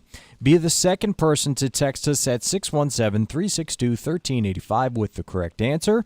You'd win a Financial Exchange Show t-shirt and be registered to win a $100 gift card to Applebee's. Be sure to include the keyword Applebee's in your text, and we'll give away that Applebee's gift card on Friday's show. 617-362-1385, and the second correct response will be our winner. See complete contest rules at financialexchangeshow.com. The New York Times has a piece here that I think is a actually fantastic lesson in investing around politics. So, Tucker and Paul, what would you say was one of the biggest themes when it came to the last presidential election? What were people talking about from an investment perspective? And I know this is a broad question, but do you have either of you have any idea what I'm thinking of? Well, I was thinking about green energy, ESG. Look at all the Biden initiatives on what he wants to do to reduce greenhouse gas emissions and subsidize green energy, which, by the way, he fulfilled that campaign promise, right? We have one of the biggest bills that has ever been spent on renewable energy. And whether you agree or disagree with that premise, it was passed and the money was spent. In the lead up to that election, there were a lot of people, pushing that as an investment thesis, like, oh, look at all these solar companies, these wind companies, like, where can we put money to take advantage of what will be massive spending in the green energy space? Do you know what has far, far surpassed the returns of any of these ESG and renewable energy indices over the last few years? Buying Exxon and Chevron? Yeah. Just basically buying your big oil companies has been a far better strategy. And we can talk about why. I mean, this might be at the blame of the Biden administration too, by, not leasing out new land for drilling and, insinuations about where, oil development will go from here and all sorts of different policies that have come out. But this is my exact point when it comes to anybody who's sitting here right now and saying, I think this is going to happen because Trump is going to be reelected, or I think this is going to happen because Biden is going to surprise us all and get reelected for a second term. Like, one, you don't know that. But more importantly, even if you did know that Biden was going to get elected, that the Senate was going to go blue and the House was going to as well, and you knew that they were going to spend hundreds of billions of dollars on subsidizing the green energy industry, you still would have gotten the trade wrong. Right. Because oil companies have far outperformed any of the companies in this space. And so I think, again, we can talk about all this, and oil companies are thriving right now at $80 a barrel of oil. They are making a lot of money and seem to be doing so in a way that is not similar to the boom and bust cycles of previous iterations of this type of thing. So you don't see, chefs making $150,000 in North Dakota because so many people have moved there. You don't see people living out of their car and going to work for these big oil companies because they are not seemingly overextending themselves too much at this point in time, and were really, really reticent in the early stages to go pump more oil when this thing was going on. But again, the key takeaway for me continues to be, you cannot build a successful investment strategy on what you think is going to happen with elections, and don't try. No question. There's so many other economic factors out there that can influence a particular industry that, while political policy is something that you weigh in as a concern or something to monitor positively or negatively, it's not the end-all, be-all. There's other forces in play that can far exceed anything that politics can do. I do have a caveat to my statement there. If you're worth a few hundreds of billions of dollars and you're willing to bribe your congressional candidate or make massive political donations, in that case you might be able to get your way with building investment strategy on a political election outcome. But for most of us who are just Joe Normal investing in everyday Wall Street, you're probably not going to have much success there. Sorry, had to interrupt with that caveat that if you're donating tens of millions of dollars to a political campaign with the hopes of getting, some bill passed for your company, that actually might be pretty successful. That's true. One more story on the energy side of things that I just had to bring up that I saw come across the other day. There was an estimate done of how much energy companies like specifically companies Microsoft and Google are consuming right now, electricity, in order to run their data centers around. Specifically, this is in response to the demand for artificial intelligence. Right. And I didn't get the exact energy consumption numbers of how much electricity they're using right now, but the estimates that I saw pointed out that these two companies individually are consuming more electricity than about 100 countries in the world. Wow. So rank the countries by electricity generation, and you have Google consuming more electricity annually than like Azerbaijan.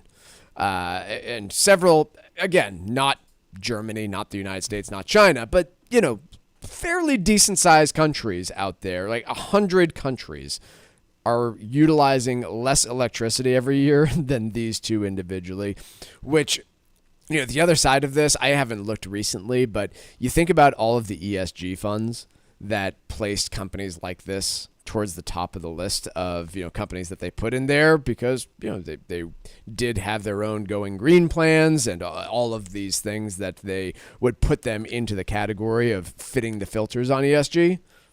I would imagine this has to blow that out of the water because these companies are consuming so much electricity that there's no possible way they're getting it from renewable sources. I know they're in talks with nuclear and different ways of generating all this stuff, but it's just kind of funny to think about that these companies that were looked at as, Microsoft doesn't have big emissions. Oh, well, actually, when you look at their data centers and how much computing power they're going to need to run these programs, they are far worse in terms of total consumption and all these things that some investors have cared a lot about. Makes you worry about the state of the grid in the United States. Most certainly. I actually think it'll be a net positive to the grid because there's finally some economics behind all of this. But it does make you worry about the state of the grid. Quick break. When we come back, we'll have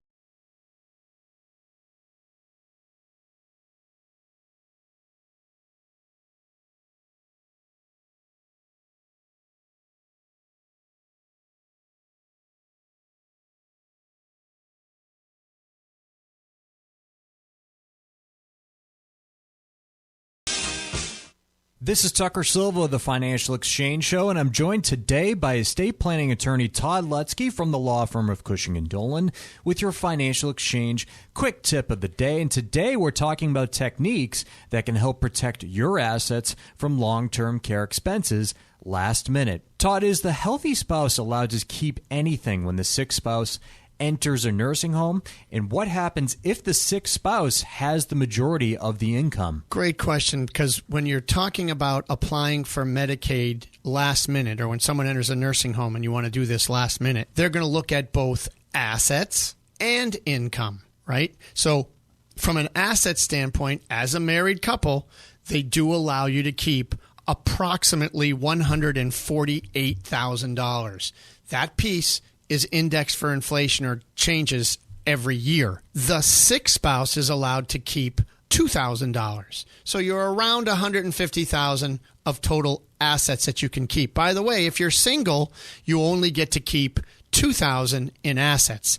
From an income perspective, the good news is that the healthy spouse can keep all of the healthy spouse's income, Social Security, pension, you name it. And so it does not matter how much income the healthy spouse has, but they are entitled to at least a minimum monthly maintenance needs allowance, but no maximum. Todd Lutzke and the estate planning experts at Cushing & Dolan have written a brand new guide that details last-minute Medicaid eligibility. You can request this brand new guide by calling 866-848-5699. That number again is 866-848-5699, or you can request it from their website, legalexchangeshow.com. The proceeding was paid for, and the views expressed are solely those of Cushing & Dolan. Cushing & Dolan and or Armstrong Advisory may contact you offering legal or investment services. Cushing and Armstrong do not endorse each other and are not affiliated. Hey, listen, are you a 50-year-old person looking for term life insurance? Then you need to talk to Bob.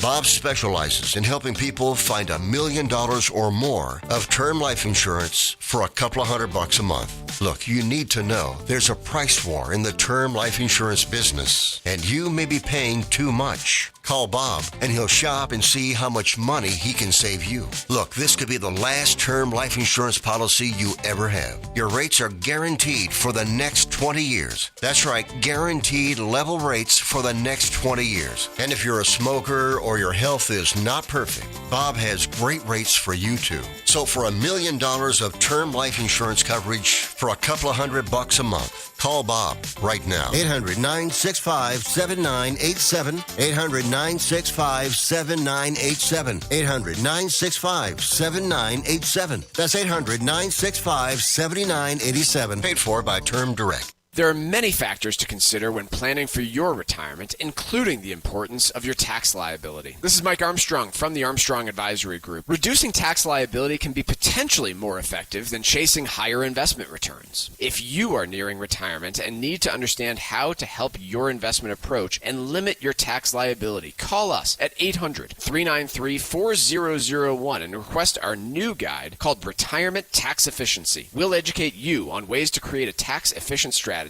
as well as the basic steps that make up a sound retirement plan, including how to protect your money in a down market. Call 800-393-4001 and get your guide today. That number again is 800-393-4001, or you can request it online at armstrongadvisory.com. The proceeding was paid for by Armstrong Advisory Group, a registered investment advisor. Nothing in the ad or in any Armstrong guide is specific financial, legal, or tax advice. Consult your own financial, tax, and estate planning advisors before making any investment decisions. Armstrong may contact you to offer investment advisory services. Hi, I'm Lisa Hughes. This Veterans Day weekend, help honor all who've served our country and join WBZ for the annual DAV 5K, a run or walk to support disabled vets here in Massachusetts with housing, transportation, and other critical support. Saturday, November 9th at DCR's Castle Island in South Boston. Let's thank all who have sacrificed for our freedom and help our heroes on their road to recovery. Visit DAV5K.Boston to register or donate today. The DAV 5K Boston is presented by Veterans Development Corporation. Are you looking to volunteer for an amazing nonprofit organization that helps our veterans? The DAV Department of Massachusetts Transportation Network needs volunteers right now. This network provides free transportation to and from any VA medical appointment for veterans of all eras. To become a volunteer driver, you do not need to be a veteran or a DAV member. You just need to have the willingness to help our veterans and have a valid driver's license. Sign up now at davma.org. That's davma.org. The Financial Exchange Show podcast drops every day on Apple, Spotify, and iHeartRadio. Hit that subscribe button and leave us a 5-star review. You're listening to the Financial Exchange Radio Network. Trivia question today was, who are the athletes featured in the 1992 Reebok campaign? That would be Dan and Dave. Once again, those are campaign from Reebok. During the build-up to the 1992 Summer Olympics in Barcelona, the promotion was meant to generate excitement and support for the Olympic competition between American decathletes Dan O'Brien and Dave Johnson. However, the campaign had to be modified when O'Brien failed to qualify for the Olympics. Winner today of the Financial Exchange Show t-shirt was Matt from South Yarmouth, Mass. And Matt's also registered to win a $100 gift card to Applebee's, which will give away on Friday's show. And trivia is brought to you by Applebee's. Enjoy half-price late-night appetizers after 9 p.m. And join Club Applebee's to enjoy exclusive deals and specials. You'll get a free appetizer just for signing up. Now, that's eating good in the neighborhood. Void where prohibited. Dine in only. Paul, sometimes when we're talking about Elon Musk and Tesla, we talk about the idea of drinking the Kool-Aid, really just buying into the persona of Elon Musk as a justification for owning the company. And we might expect that of retail investors, but I usually hope that a analyst for a securities company might be a little bit more discerning. But I wanted to quote from this piece in Bloomberg today, something from Dan Ives of Wedbush Securities. And we're talking specifically about Tesla and their hope to roll out robotaxis. They were supposed to do that this month. They've now delayed it by 2. Was it July or August they were supposed to roll August. it out? It was August. All right. So they've delayed this to October. And quote from Dan Ives over at Wedbush, quote, "This 2-month delay could just make the actual robotaxi event and prototypes even better and more eye-popping for Tesla." That could happen. Kind of the same way that I could get struck by lightning while standing in this studio right now. Or what could also happen would be that Elon Musk announces that the rollout of this is going to be very limited and continue to be delayed, and no real actual end in sight for driverless robotaxis appearing across the United States. On what planet do you follow this company? Dan Ives, I don't know how long he's been following and reporting on Tesla and researching their earnings, but how do you look at this as somebody who has been promising robotaxis since at least 2016 and say, oh yeah, this delay is probably, just another delay, and it's going to be really eye-popping 2 months from now when it rolls out? I was blown away, Mike, when Tesla came out with their Q2 earnings, or their most recent earnings, I'll say, and the stock rallied 6 or 7% after the earnings report, and the delivery numbers were not as bad as anticipated, and the sales numbers were not as bad as once thought. But they rallied basically on this idea that this robotaxi event was going to come and save the day. And I sat there as it went up 6 or 7%, and even just looking at the stock chart, on June 28th, the stock was trading at $200 a share, ballpark. It sits at even $250 today. Over that period of time, nothing has fundamentally changed with Tesla in terms of their sales numbers or anything like that. It's all around the bluster on this robotaxi event. How do analysts and investors not at least take with a significant grain, take more than a grain, let's just take like hunks of it, and when you get the amount that I have to put into my pool each summer, let's use that amount of salt. Let's even say that this technology is fantastic, and it's far above and beyond Google and everybody else who's been working on this technology. Let's assume for a minute, let's give Elon the benefit of the doubt that it's way better. Tell me which cities across the United States are going to suddenly allow driverless robotaxis that are allowed to pick up people and charge them full price. Phoenix? The only one I can think of. So you might have one city. Furthermore, the idea that's been proposed is, hey, I'm a Tesla owner, and I am going to basically allow my Tesla to drive around, pick people up, and I'll get a cut of the revenue that brings in as a taxi driver. I just bought a $60,000 car, or whatever you spent on a Tesla. You are telling me that you want to pay me like $60 to go pick up a bunch of people and drive them from the airport. Again, I won't be in the car, but my car is going to be picking people up, driving them from the airport out to wherever. Like, no, nobody's going to want that. Nobody wants random strangers getting into their car and getting who knows what in that car. Because, I mean, remember, Tesla needs to make money on this too. So it's not like they're going to give you 100% of what they charge somebody to get in the car. And that's even if adoption is at a reasonable level, which I just talked about isn't going to be the case because most cities and states are not going to allow this right away. So the idea, the mere idea that this could disrupt Uber and Lyft's business anytime in the next decade, I find highly suspect. Yep. And certainly any time in the next 2 years, I find almost impossible to believe. By the way, go try and use some of the self-driving features in a Tesla 3 months of the year in the city of Boston, and good luck.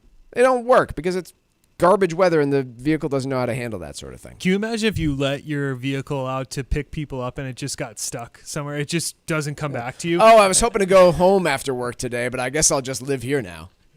Ridiculous, absolutely preposterous that this is going to go anywhere in the near future, in my personal opinion. And I hope to be proven wrong. The United States Virgin Islands is the perfect place for your next vacation. Enjoy the sun-splashed beaches on St. Croix, St. Thomas, or St. John.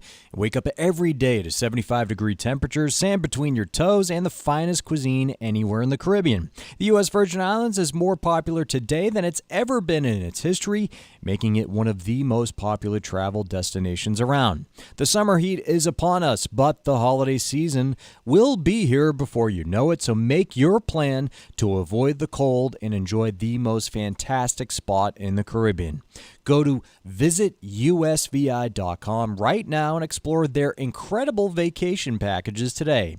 Travel to and from New England is simple, and your stay will be hassle-free because this is the American Caribbean. There's no passport needed and no money to exchange. America's Caribbean Paradise is waiting for you, so go to visitusvi.com and book your trip right now. That's visitusvi.com. Interesting piece from Bloomberg that kind of ties into our Federal Reserve talk from earlier, but his point would be that the housing market is going to be what tells the Fed how much they can cut rates. And I think this is actually an interesting perspective, and we're hyper-focused on the housing market here in the Northeast. But if the Fed goes and makes it really clear at their July 31st meeting that they're going to be cutting rates, mortgage rates won't wait to respond. They'll come down, would be my expectation. They're going to have a fair bit of time to see how individual home buyers and home sellers react to all this. And so I think he's actually bringing up a really good point, which is we always get focused on the CPI data and all these other factors. But in terms of the Federal Reserve being able to measure what the impact is of their rate cuts, the housing market is the very first place I would look because of, I think, almost a springing effect that could occur with the pent-up demand of people who are just saying, I would buy a house, but not at these interest rates. We'll see what happens. You know, I expect rates to come down, and I've been waiting. Do you see a springing effect where all of a sudden demand recovers and supply starts coming onto the market because they can unlock that equity? Or do you still see the housing market locked and the Fed, ends up continuing for that reason? I tend to downplay that impact, Mike. I just am not as convinced that the rate movement that we would see is enough to justify that amount of springing and activity. To me, it's more predicated on, the 5Ds that we talk about so much, less so that, okay, now it's time, babe. The rates have come down to 6.5. Yeah, perhaps some people that are on the fence that, pushes that activity, but I just don't know if it brings a flood of supply really to the market. Maybe because I'm so confined to the Northeast where, supply is just so limited. But interesting your thoughts because you travel more in the Southwest where there's abundancy of real estate. Granted, that's more on the multifamily side, but what would you think? Yeah, I genuinely don't know. It depends on a lot of factors. Like how many of those people just threw up the white flag and said, no, forget it, we're renovating our current house. And they've already done that. Because if they have, they're probably not looking to move. Yeah. I just don't know what portion of people are in that boat of saying, yeah, I did have a couple kids over the last 4 years, and I was thinking about moving, but you know what? I'm comfortable now. Forget about it. I'm going to stick right where I am. How many retirees just said, you know what? understood that it's a good housing market, but, Florida's just been too expensive, too crazy. I'm not willing to relocate there right now, and I don't want to go borrow at 7.5% when I've got this awesome 3.5% mortgage. The lower rates go, there's some people around the margins that make that decision, and we will see. We will see if we ever get those, overall reductions in prices on housing that we were talking about. I tell you what, on the HELOC side of things, home equity line of credit, if we were to see those 3 cuts that you were mentioning, kind of getting those down to maybe the 5% range or so. Just tapping equity. I would consider it for a renovation around the house if it was necessary. Even to me, that 5% number is a little more appealing than now. It's just out of my mind to even do it at 8%. But that's something that you could see on the renovation side, which wouldn't have as tremendous as an impact on GDP as the You heard it here market. first. If Paul shows up in the garage here in Needham in a Porsche next month, you'll know why. Quote me on that. Quick break. Stack roulette when we come back. The latest news on inflation, the Fed, the economy, and how the markets are reacting every morning, right here on the Financial Exchange Radio Network. Many of us have retirement savings that are held in tax-deferred accounts like 401ks and traditional IRAs. Hi, this is Chuck Zada from the Armstrong Advisory Group. A heavy reliance on tax-deferred savings has significant implications, such as facing large tax bills during retirement. If you've been diligent about saving money, you might find yourself in the same situation after you retire. Our new guide this month is called Retirement Tax Efficiency. It outlines ways to develop a plan that helps you manage your retirement income and limit your tax liability, putting you in a more advantageous position for a secure financial future. Get your free copy today by calling 800-393-4001. That's 800-393-4001. And you can also request the guide online at armstrongadvisory.com. The proceeding was paid for by Armstrong Advisory Group, a registered investment advisor. Nothing in the ad or in any Armstrong guide is specific financial, legal, or tax advice. Consult your own financial, tax, and estate planning advisors before making any investment decisions. Armstrong may contact you to offer investment advisory services. Last year, we introduced you to Mark Vaughter, CEO of Veterans Development Corporation. Mark is a career military man, and we're proud to have him back as the presenting sponsor of the 2024 DAV 5K Boston. I joined the Marine Corps when I was 18 and served proudly from 1981 to 1984. As CEO of Veterans Development Corporation, my goal is to give back to the veteran community, many of whom are employees of this company. This is one of the reasons I am so excited to be partnering with the Disabled American Veterans Department of Massachusetts on this year's DAV 5K Boston. The DAV works tirelessly to support many of our disabled veterans and provide them access to critical services that help them live comfortably every day. I hope to be part of many more success stories of our vets being able to achieve their goals and dreams when their service ends. Veterans Development Corporation is proud to be the presenting sponsor of this year's DAV 5K, taking place on Saturday, November 9th at Fort Independence in South Boston. To register for this year's race, visit dav5k.boston. For 40 years, Cancer Support Community has been a relentless ally for anyone impacted by cancer, with free services provided online and in person, with their newest location in Massachusetts. Connect with Cancer Support Community Massachusetts for free emotional support, educational resources, patient navigation, financial counseling, and more. 617-797-3391. CancerSupportMass.org. CancerSupportMass.org. If you or a loved one needs a nursing home stay and you aren't prepared, the expense can be devastating to your savings. Understanding the Medicaid process is a key element to any successful estate plan. So call Cushing & Dolan today and request their new guide called Last Minute Medicaid Eligibility. It'll walk you through any changes to the Medicaid rules, how to adjust to those changes, and best practices that can help educate you on how to manage expenses you might incur down the road. Don't leave your assets to chance. Let the experts at Cushing & Dolan help you protect your wealth and keep it away from the nursing home. Call right now, 866-848-5699, and get your free copy of this new guide, Last Minute Medicaid Eligibility. That's 866-848-5699. You can also request the guide online by visiting their website, LegalExchangeShow.com. That's LegalExchangeShow.com. The proceeding was paid for and the views expressed are solely those of Cushing & Dolan. Cushing & Dolan and or Armstrong Advisory may contact you offering legal or investment services. Cushing & Dolan and Armstrong Advisory do not endorse each other and are not affiliated. There's an issue cutting through the partisanship in Congress. It's AM radio. The overwhelming majority of legislators, Democrats and Republicans, support a bill to keep AM radio in cars. But time is running out. Text AM to 52886 and ask Congress to bring this bill to the floor for a vote now. AM radio is too important to let this moment pass us by. Message and data rates may apply. You may receive up to 4 messages a month, and you may text STOP to stop. This message furnished by the National Association of Broadcasters. Find daily interviews and full shows of the Financial Exchange on our YouTube page. Like us on YouTube and get caught up on anything and everything you might have missed. This is the Financial Exchange Radio Network. The Financial Exchange is a proud partner of the Disabled American Veterans Department of Massachusetts. This year's race is Saturday, November 9th at Fort Independence on Castle Island. And registration's now open. Help us support these great American heroes by visiting dav5k.boston and registering for this year's race. Your gifts will support a wide variety of initiatives like the DAV Transportation Program, which takes disabled vets to important medical appointments that supply both the physical and mental care they need. For more information or to make a donation, visit dav5k.boston. The DAV5K Boston is presented by Veterans Development Corporation. Time for a bit of Stack Roulette. What do you have for us, Paul, this morning?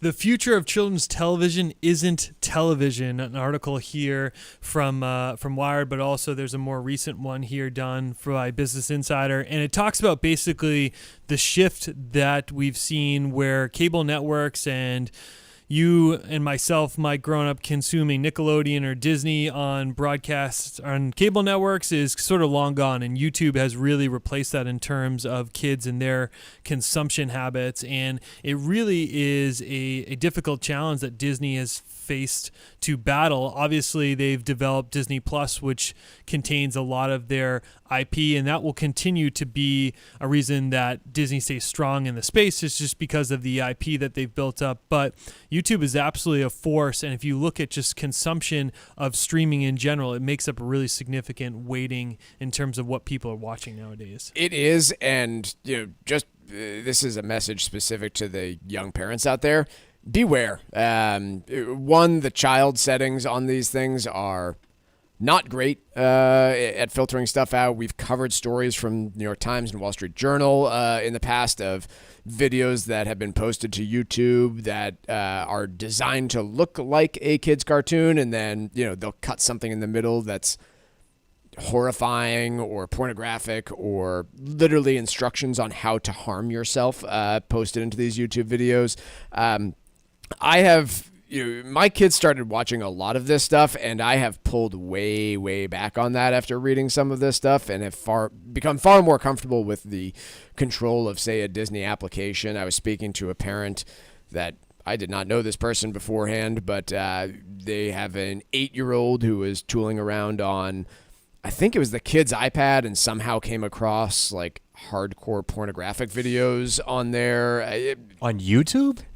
I'm guessing that it must not have been, and they must have clicked some other link. I'm guessing parents are to blame here. Like maybe they were logged into the iPad, and so browsing history was on there, and they pulled something. I don't know what the circumstances were, but this happened, and like I don't know. I have gotten a lot less comfortable with the presence of YouTube in front of my kids over the last few years compared to where I started, when I just kind of assumed that like the YouTube kids would be relatively safe. And like, we're not even talking about like, PG-13 versus what I thought it was. We're talking about really, really harmful stuff in some cases that can be on there. It jumps so quickly to the next video too. You don't really have the typical like on-demand capabilities where it just stops and you have to sort of make the next. Yeah, I guess that would be the other point, is even if it's perfectly harmless, the crap that I've seen my kids consuming on YouTube compared to like at least some semblance of education from some of the other programs that they watch,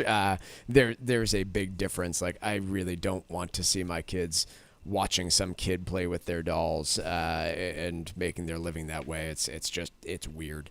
Childcare is free in my city. Why not yours? An op-ed piece from Bloomberg specifically about Berlin, Germany, where they have pushed through an effort to make childcare completely free. Likewise, on Saturday of this weekend, I was speaking with a good friend of mine from college who's relocated to Canada, now has a job and lives and works in Vancouver. And there he told me that to put their 2-year-old into full-time daycare is going to cost them $200 a month. Frame of reference out there, if you haven't put a kid through childcare in Massachusetts recently, infant care in Massachusetts runs from about $24,000 to $36,000 a year, so $2,000 to $3,000 a month. Toddler care, about $20,000 per year. 4-year-old is between $15,000 and $19,000 per year. I know I sound like I'm being a proponent of pushing for universal childcare or one of these options. And look, I've been through it and have paid my way through, and it was difficult. 3 kids going to find childcare for all 3 of them that I found to be safe and reliable and useful was very, very expensive. I would very simply say that if we are going to move forward with some sort of proposal to subsidize this care, which I don't think is necessarily a bad idea, I want to understand why we're doing it.